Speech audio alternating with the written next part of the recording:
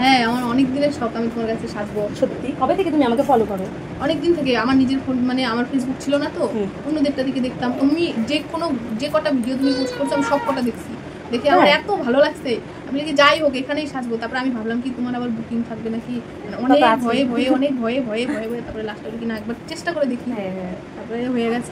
আমার কোন ভিডিও মানে তোমার ফোনে এসেছিল না তোমার কোনো আত্মীয় কাউকে সাজিয়েছে, মানে কোন মাধ্যমে তোমার আমাকে চেনা? একটা ভিডিও দেখছি তোমার, ঠিক আছে? তারপর ওটা দেখার পরে আমি তোমাকে দেখলাম, আবার তোমার প্রোফাইলে গিয়ে দেখলাম।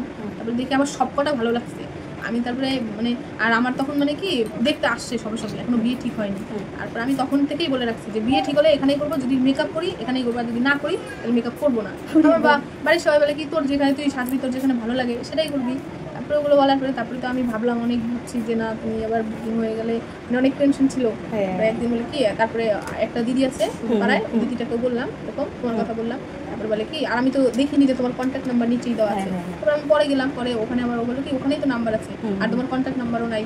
তারপরে খুঁজলাম তারপরে পেলাম। তারপরে ওই তো তোমাকে ফোন করলাম। আমি তো প্রত্যেকটা পোস্টে আমি দিয়ে দিই আমার নাম্বার, খেয়াল করনি? না আমি ওইভাবে খেয়াল করিনি।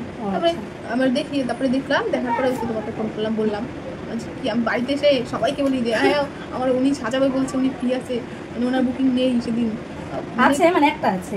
হ্যাঁ আমি তো আর জানতাম না, আমি জানতাম আমি তুমি তো আর বলো না, তোমাকে বলিনি আমি, আমার একটা আছে। প্রথমে বলোনি। ও ফার্স্টে দিয়ে বলা হলো না, পরে বললাম।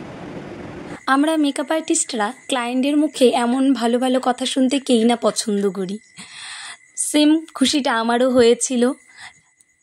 আর সত্যি কথা বলতে আমি ভাবিনি যে আমি এই জায়গায় এসে পৌঁছাতে পারবো। আমার এই ব্রাইডের মতো আরও অনেক ব্রাইডরাই আছে যারা ফোন করেই বলে দিদি আমার এই ডেটে বিয়ে, তো তুমি ফাঁকা আছো? যখন আমি বলি হ্যাঁ আমি ফাঁকা আছি, তখন তাদের মুখে অনেকটা হাসি শুনতে পাই। আর তারা খুব খুশি হয়ে বলে যে বাঁচা গেল, আমি খুব টেনশনে ছিলাম। শুধু তাই নয়, এমনও হয়েছে ব্রাইড ফোন করে যখন আমাকে বলে দিদি আমার এই ডেটে বিয়ে, তো আমি বলি আমার এই ডেটে তো আমি ফ্রি নেই, আমার আছে বুকিং। তো ব্রাইড আমার কাছে সাজার জন্য অন্য মানে তার বিয়ের ডেট চেঞ্জ করে সে অন্য ডেট নিয়েছে শুধু আমার কাছে সাজার জন্য। এগুলো আমার কাছে অনেক অনেক বড় একটা পাওনা। আর কথাগুলো কিন্তু আমি কোনো অহংকার করে তোমাদের সাথে শেয়ার করছি না। যখন আমি ব্রাইডের মেকআপের ভিডিও ক্লিপ নিচ্ছি, ক্যামেরাটা রিং লাইটের সাথে সেট করে রেখেছিলাম, আর তখনই দেখছি ব্রাইড এই ভালো ভালো কথাগুলো বলছে। এরকম আরও অনেক ব্রাইডরাই বলে, বাট সবসময় তো আর ক্যামেরা অন করে রাখি না। যখন বলে তখন হয়তো ক্যামেরা অন থাকে না, ক্যামেরার বাইরে কথাগুলো বলে।